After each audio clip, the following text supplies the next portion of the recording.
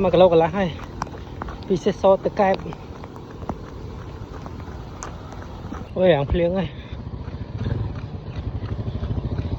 mặt bay cái lỗ chi nữa này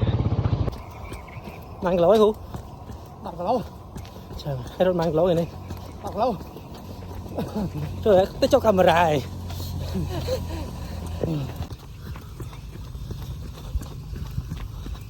su su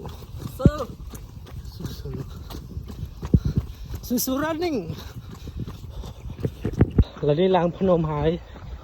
dương đừng đã cô đai tha dương đừng set rốt ỏi cướp mà phay prang phát krong mà tụi bay chưa mà krong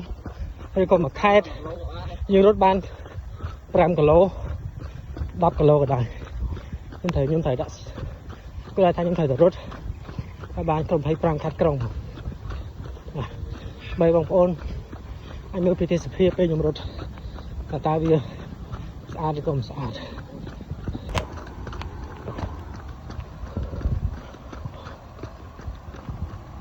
អីដល់ដ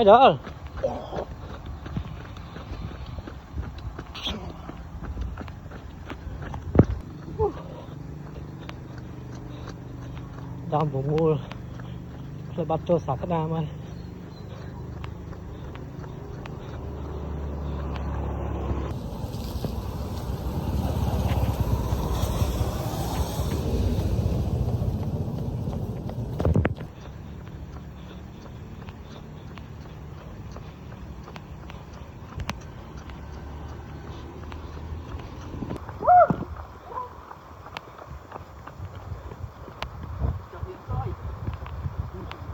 Hello everyone.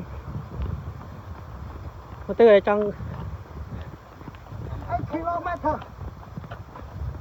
trời mà. 2 km Mấy khu 7 kg ngày nay, lợi nữa. Bây giờ mình đây. rồi sắp ai Nhom nhau ai. Trời nhom đang trung kìa. hạt bít ôi tức quá luôn thật chọn là anh ôi cực của bác ơi Còn bật phê phê chênh